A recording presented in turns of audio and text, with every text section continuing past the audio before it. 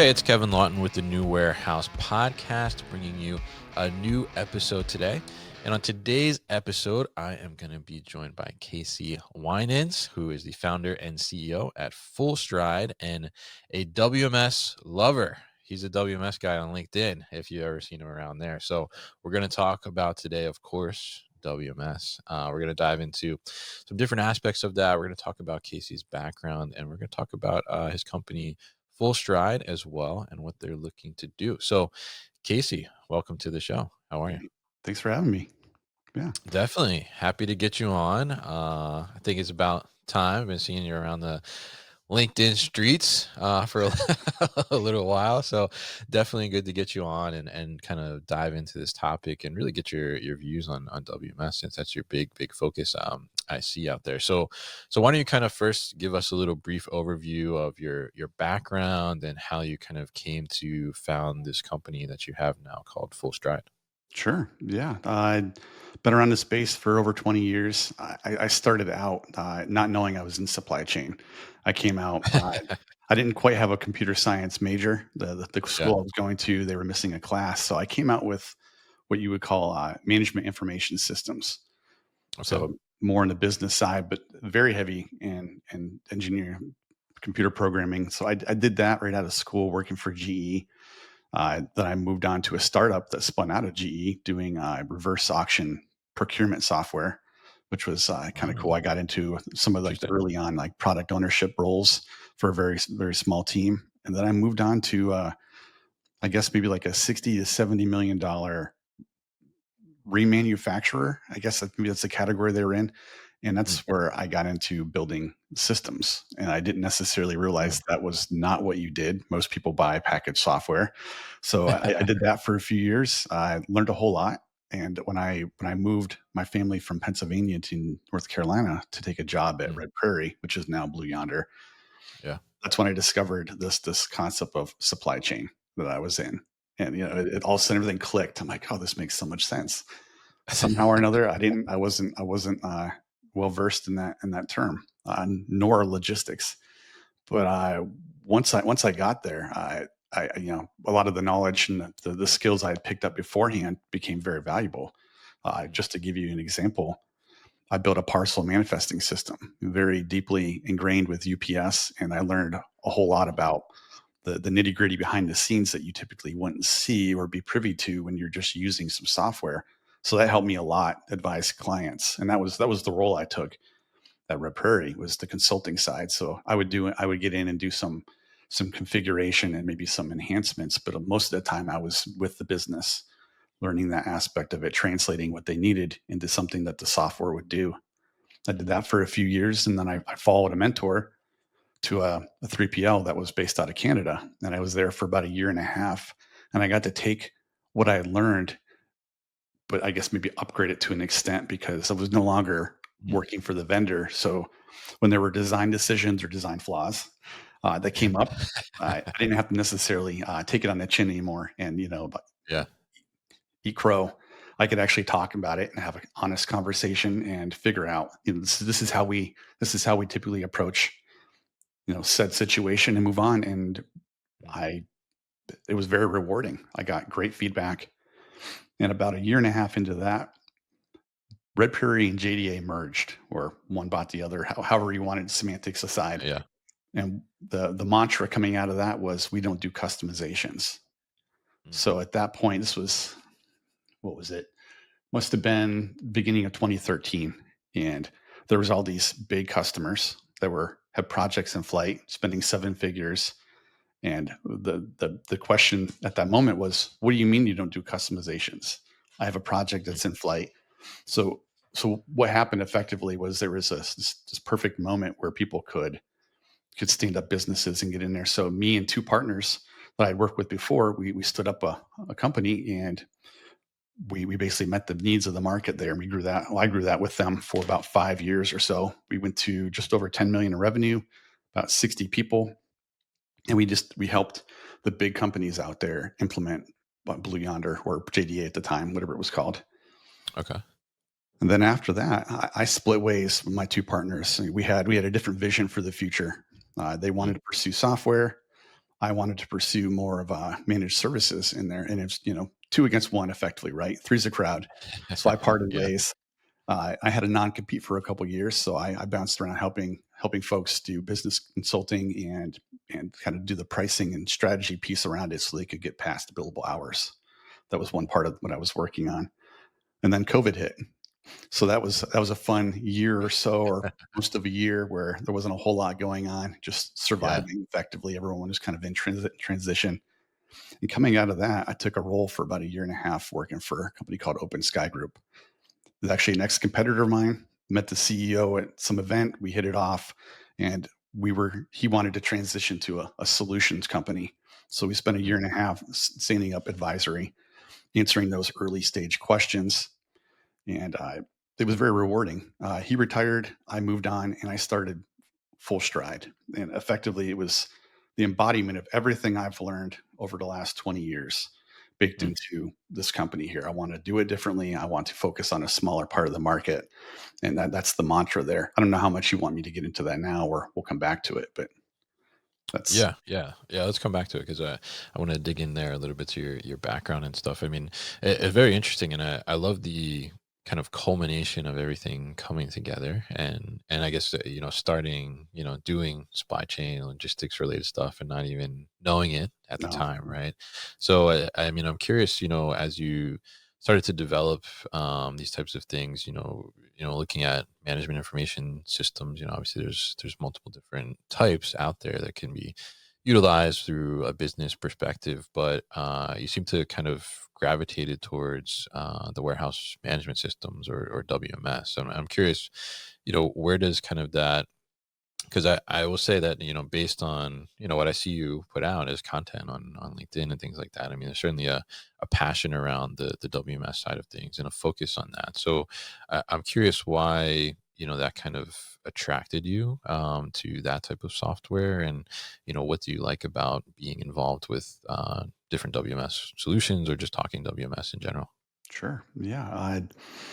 I I'm a creative guy, and Mm, the way I pursued when I gravitated towards software engineering, computer science, it was my outlet.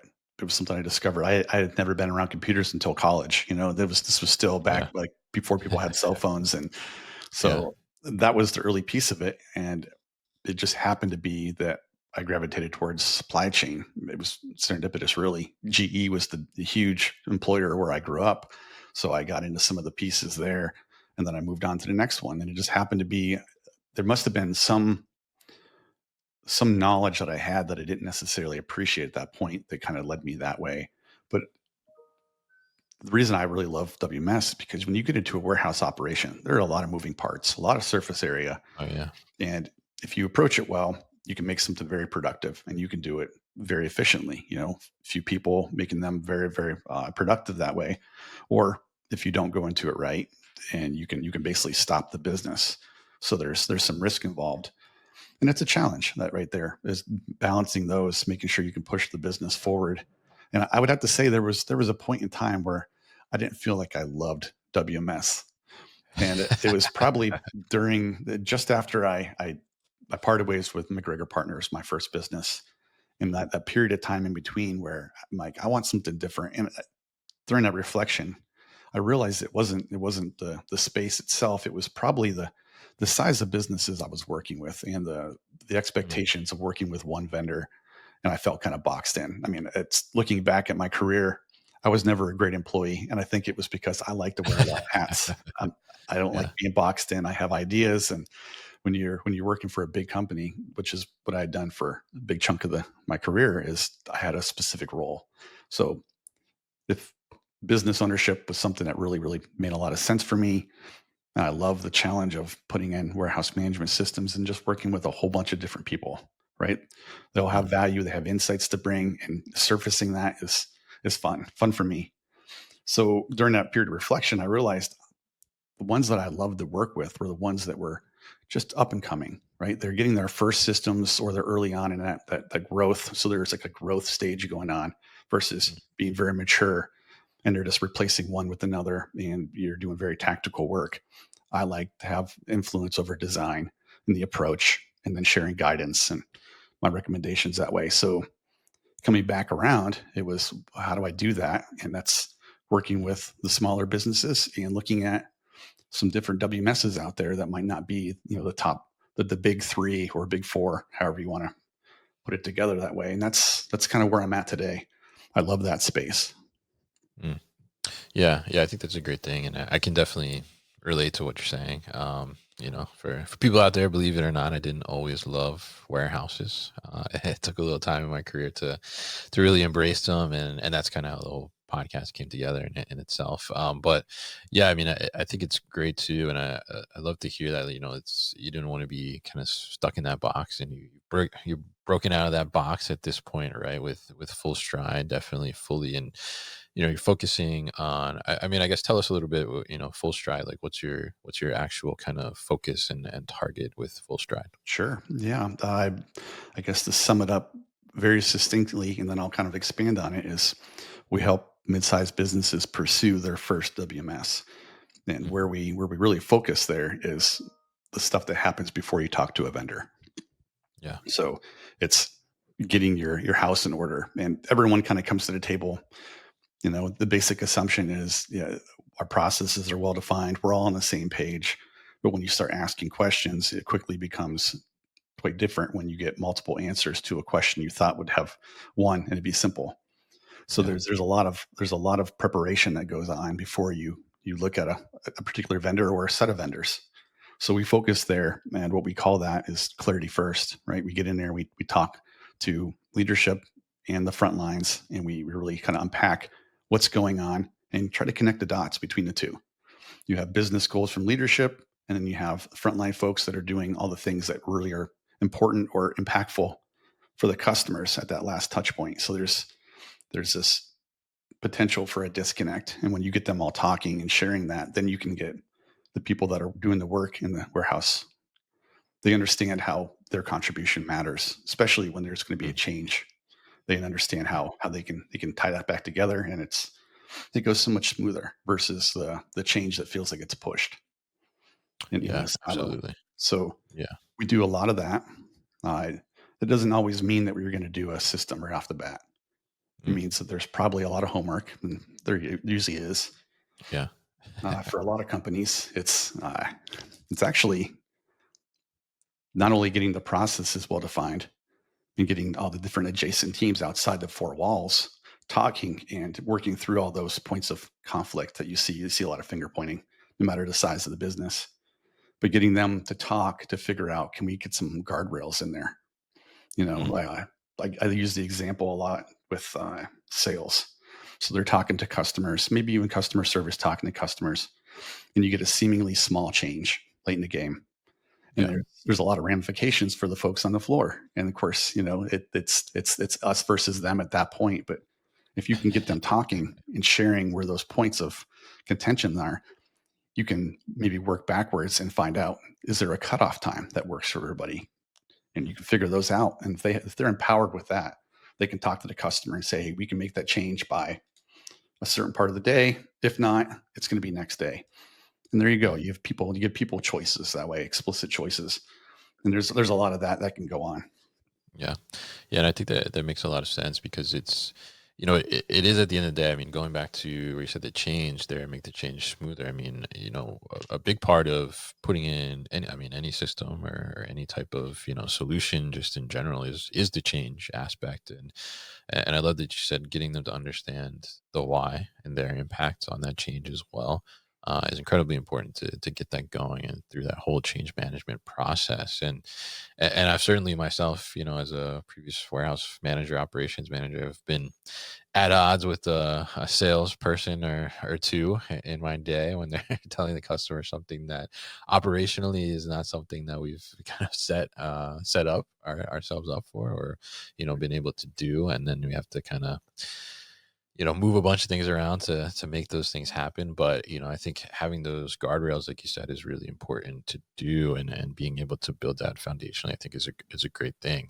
So very interesting focus for full stride, and I think it's really good that you're doing that to be able to do that. So let's talk a little bit about kind of the landscape of WMS providers right now, because I think Obviously there's the big players that have been around. You worked for one for a while, and the other ones out there that have been omnipresent, I guess, in the space for a long time. But there's a lot of startup WMSs that are coming out too, that are focused on these smaller, medium sized businesses, or just taking a different approach altogether. So I'm curious your thoughts, like as you look at the current landscape of WMS providers. I mean, how would you define the landscape right now? And there's so many options, I think. Right. Yeah. There are a ton of options out there. And I mean, the unfortunate, I guess, way things typically work is you get a subset that get a lot of limelight.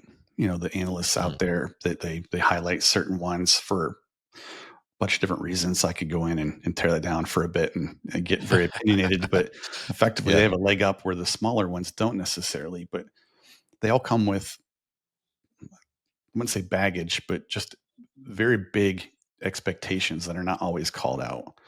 It's mhm, like buying a very fancy car and you have all the maintenance that comes with it. So it could potentially be too much for you long term when you factor in all the other investments you have to do mhm. versus something a little more practical to start with, especially if you can acknowledge that most of the work, and then this is kind of where I guess I talk to folks and I kind of unpack this is you're buying technology, but this isn't a technology project. Not in the grand scheme of things. I mean, there's a component for sure, but it comes after you get the people and the processes all ironed out. Because if you don't have them, that technology is not going to save you no matter what.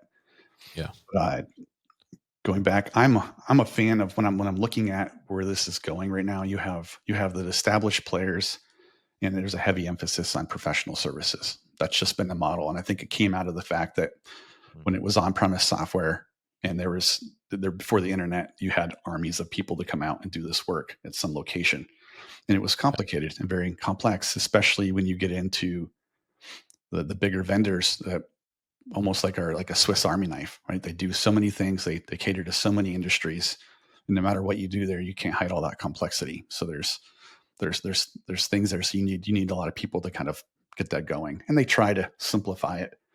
But I would have to say it's easier to go up market than it is to go back down market because you've made yeah, some design choices there, and then the money is another issue there. You have expectations on what you're making per contract, but that's one thing I like about the smaller vendors that are coming up now, and I think that's what you asked me potentially. But mhm, they're looking at it differently, and they're coming from the standpoint. I mean, they might do some on premise, but more or less, it's very much focused on the SaaS model where it's deployed in the cloud. It's less about version; it's more about capabilities, and they can continuously improve. So when you do that, and we've seen it in other industries, there's a lot more focus on sharing documentation, uh, onboarding programs, so you can get to the point where the less complex businesses out there, those customers, they can do a whole lot more themselves, a little more self-serve. And I think that model is what's going to effectively maybe not completely eat the lunch of the bigger ones, but it's definitely going to be influencing how they evolve because it's easy to move up market from there, right? It's working for small mhm. businesses. You keep evolving that process there. It can work for bigger and bigger companies over time. And then there's still that potential for professional services, but it's going to be more of like what I'm doing, where we're more like the independent client advocate of making sure the business can talk to the vendor and translate those requirements. That part is pretty universal. But Yeah, yeah. I think it's interesting to see because even some of the bigger players like we were talking about. I mean, I know like Manhattan, for example, they've also tried to move to a cloud version too as well, and it seems like that's more flexible, and there's more like you said, opportunity to do some self service there, and understand the capabilities of what's happening. And I think the days of the I remember when I first started my career. We were a couple months into my first role. We were going through a WMS upgrade, and I think it took something like 8 or 9 months or something, right, to do that. And I think those days are kind of gone with these SaaS models and the cloud and all those different things. So, I think for small and medium sized businesses, especially, I mean, that's a big win, right? Because it's a lot less expensive, like you mentioned. There's a lot more flexibility. There's different optionality to be able to kind of scale and grow. And I think there's a lot of different options out there to find the right fit for what you're doing.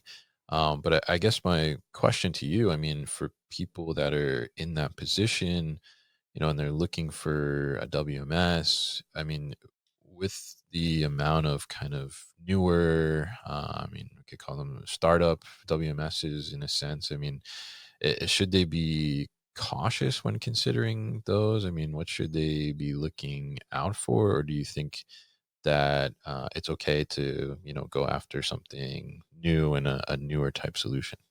Sure. Well, I mean, I guess my blanket response is, yeah, there's risk involved there. Mhm. You need to understand how capitalized they are, right? There's ones that are venture backed, and there's some out there that are Yeah. bootstrapping based on, you know, realistically pleasing customers and growing based on revenue. So there's an aspect there. Another one that probably doesn't get as much attention as it should is the ability to execute, and that's not necessarily just focused on the startups. I mean, there are some that are well established that don't necessarily have well-oiled like game plans and processes in place too. So you get in and you buy something and it's pushing them forward. So that's another piece. There is like, how well do you feel that you set up for success? How plugged in and how I guess energetic are they? I've bumped into several where I mean they're doing things that won't scale long term, but they're doing it for the right reasons. They want to improve the product. They want to make sure, and they're investing in the onboarding piece of it too. So it goes smoother the more customers they get on there and their particular niches. Those are all things that I would say watch out for, and they de-risk effectively. Mhm. Uh, but yeah, I mean, more or less, it's do they feel like they're going to be around? Are you hearing good things? And that's almost like a chicken and egg kind of problem there too, right? There's some folks need to bet on these ones early on to be able to get some of Mhm. those accolades, so others will follow suit. So Mhm. yeah, but I mean, I try to make sure I'm always including those upstarts as too, and talking to the founders to figure out what the vision is. Yeah. What's your mindset, where you came from, how are you doing things different? Because that's a big part of it too.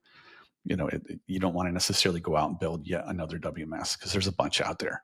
Can you bring some Yeah. secret sauce to it that makes sense for the market in your particular niche that you're in? And that's probably another piece there I'd be looking at is when you're looking at a startup, are they focusing on something specific, or are they trying to boil the ocean? And that's when they're Mhm. trying to do too much, it makes it very hard for them to really kind of stand out and last long that way. They need to really have some secret sauce and to make it worth for you, especially if you're going to take the risk of adopting them. Can they do Yeah. something that you can't find anywhere else? That's a big one. Mm.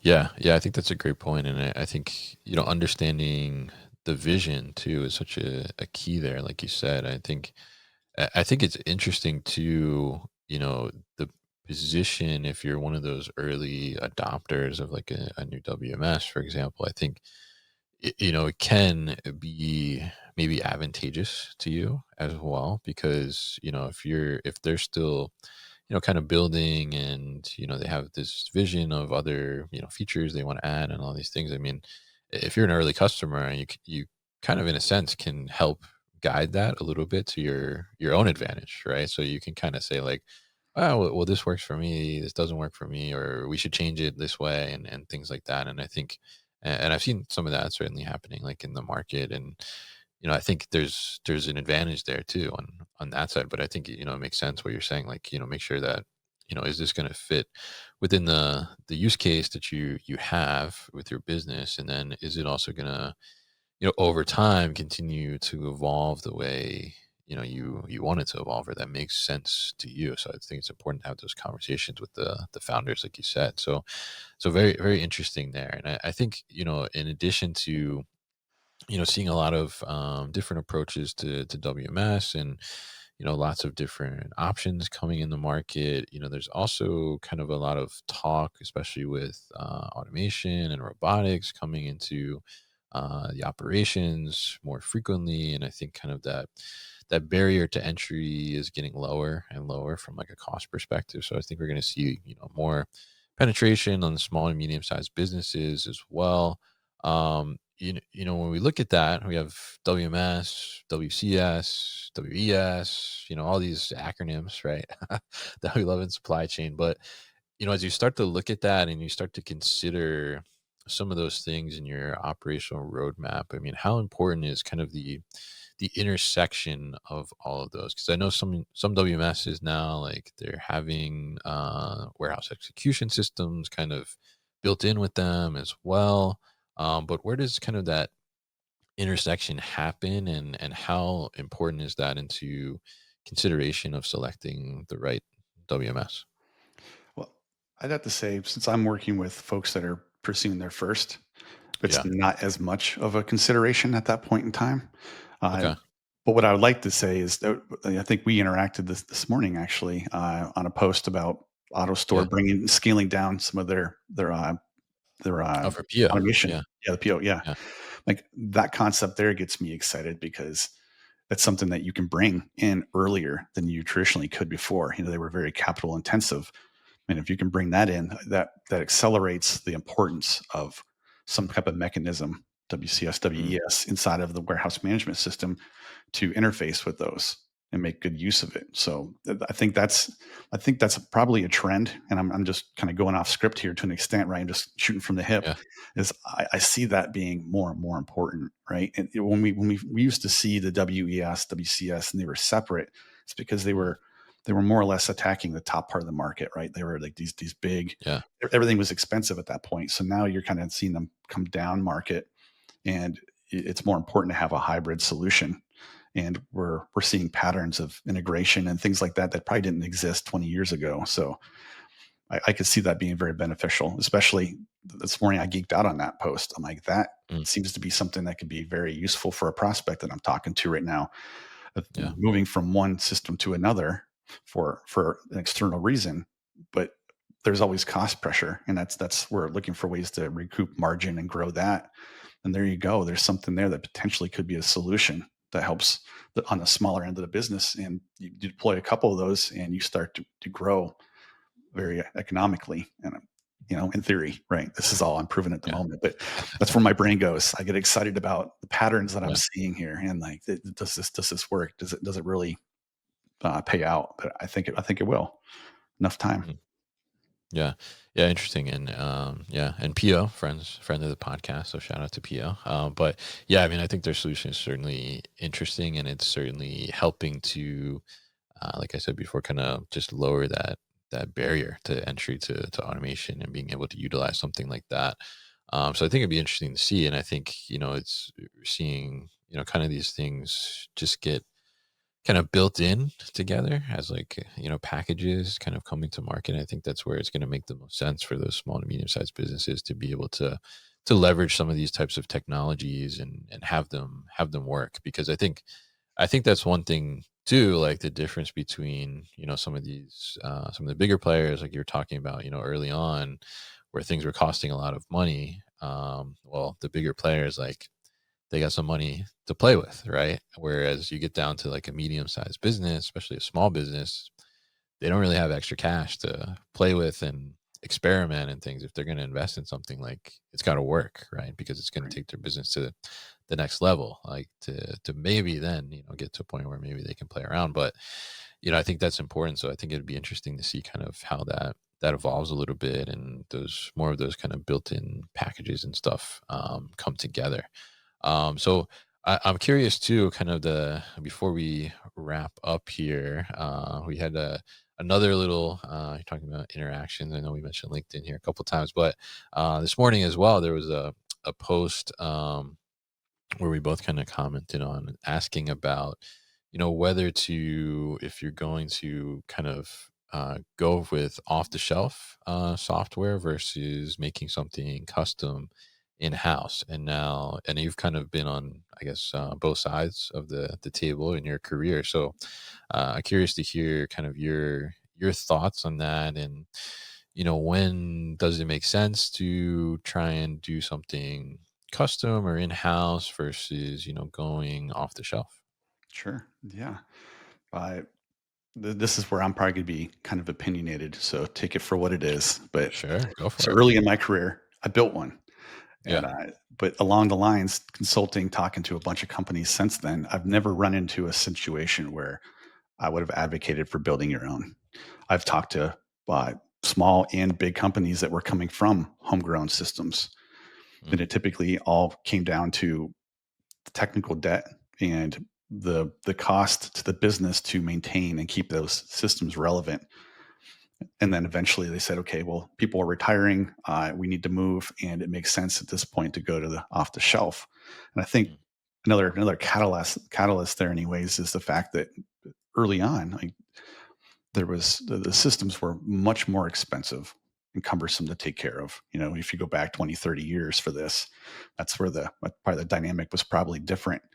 But mm, more or less, I mean, we have the beauty of the cloud now, right? So we're not standing up servers. We're not doing things on premise. We don't need a whole bunch of people trying to maintain this internally. As you're really much more or less focusing on the business use cases when you have packaged software. mm, Uh, where I would say I deviate, where there's like that fine line, is about 80, maybe 90%, probably closer to 80%. These off the shelf systems will fit your needs. So really, it's that last 10 to 20% is where I guess you call it maybe your secret sauce. And that's where I would look at either complementary software where you can integrate, or building out some customizations to do what you do that's different than the rest of mm. the industry. So that's what I've always advocated for. It's a light touch. I bumped into consulting firms that were competitors in the past, and that's where we typically butted heads. Was I was Yeah. much more about embrace the software, and then look for where your processes are very unique, and then double down there versus making the software do whatever you have in place at that point in time. It's technology, because down the road you're going to have to upgrade or replace it, and then you're going to still have those problems, and you have to do it again. So there's a balance there. In fact, I have a story. I'm not going to share names, but they came from homegrown. This was years Sure. ago,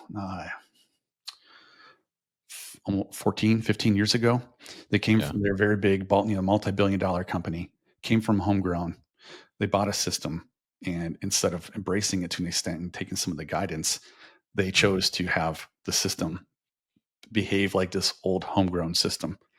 And they had it in place uh, for a few years. It took forever to roll it out, right? Because you're doing lots of customization there. yeah. And then a few years later, when they had to upgrade, that's when they realized that, oh, we're never going to get off this treadmill. There's just so Mm, much uplift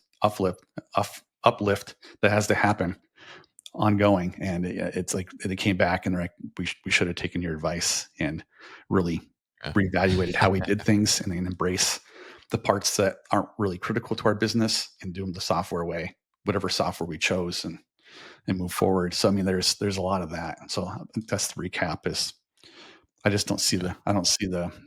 the money in it. And then that was really at the end of my career, where the job that I was building the software, they were already changing their tune. They Mm, realized that they were spending way too much time just supporting the platform and not moving the business forward. And at that point, it was they could see the cost and say, you know what, it probably makes sense to look around and then mm. just do the 10 to 20% on top of that instead. Yeah.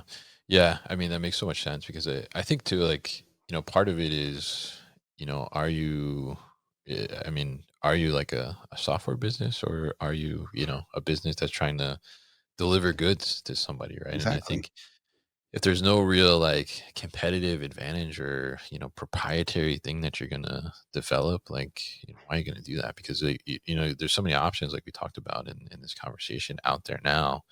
There's got to be like something that can fit for you to be able to do that. And then, like you said, like what's the ongoing, maintenance of that? Like when you need to try and upgrade something, how much is that going to cost? Like what's your total cost of real ownership in that sense over the long term? I think it's a really big thing to take a look at. So yeah, very, very interesting here and insightful with you, Casey. And I'm curious let's wrap it up with your one top tip for somebody looking to get their first WMS. So a top tip, I would say I'm gonna like merge two that I had here. I think this would probably make a lot Okay. of sense. Really, is no matter where you are at, there's tribal knowledge in your business. So focusing on capturing that, and I advocate for visual process flows because they're easily relatable to everybody. Leadership down to people that are on the floors working there. They can look at that and quickly grasp what's going on. But taking the time to map all that out before you talk to vendors will give you so much more mileage. Vendors can give you better advice and advocate for certain solutions. You can weigh them against different vendors against each other based on how they would approach something because you have the meat that most customers don't really have. In my experience, if they have any process flows at all, they're usually old and outdated. They're inconsistently put together, and then you do a lot of this work during design after you buy, and that's where the costs weren't necessarily baked in. There was assumptions around that being done already. So that's one of the first places that people get derailed. So that's my top tip right there. All right, and great tip. I love that. I'm a process guy myself, and I love a good visual process flow or good SOP, a process doc. So very great tip there, and great information overall in this conversation here today, Casey. So I appreciate you coming on and joining me and letting the listeners in on all this WMS knowledge. So if people are interested in getting in touch with you or learning more about Full Stride, what's the best way to do that? I spend a bunch of time on LinkedIn. I'm there. I'm sharing my thoughts multiple times a week. I'm interacting with others. I'm doing more of these podcasts, which I'll share on my feed as well. So I mean, there's plenty of ways to stay engaged that way and reach out the messages, but just kind of pick my brain or go from there. One thing I wanted to call out is Sure. uh, like a more of an announcement is right now we do something called Clarity First. We were talking about that, and it's a 12-week program. And a lot of the feedback I've gotten through prospects talking over this first half a year is it takes too long and it's too expensive. So one thing we've done, and we're going through it now, we're piloting it with the first few customers, is trying to break that down into Clarity in a week effectively, or less than 2 weeks. And to make that much more approachable, right? The cost is more accessible to smaller businesses so I can impact more people, which is part of my mission. I want to help as many businesses as possible. So make that easier to do, but also give you answers, action plans very quickly, right? That you can take and run with yourself versus the done with you model that I had done before. So trying to open that up to more and more people. And we haven't released that on our website yet, but we're going through that. And if that's something that people are curious about, hopefully by the time this airs, I'll have it fully baked on my website and be talking about it in more detail. But that's what's going on with us. All right, fantastic. And sounds like a great program there as well. And we'll certainly put all that information so you can easily connect with Casey, follow along with him on LinkedIn, and check out the Full Stride website as well at thenewwarehouse.com so people can easily find it. So, Casey, thank you once again for your time on the show today. Yeah, I appreciate it. Thank you for giving me the audience. I love doing this. Hey guys, thank you so much for tuning into today's video here on our YouTube channel, The New Warehouse Podcast, and I appreciate you tuning in. If you liked what you saw, make sure you subscribe to our channel, and if you like this video in particular, make sure you like it as well. And if you want to get this great t-shirt that you see in the video behind me, Warehouses Are Sexy, head to warehousesAreSexy.com and get your own.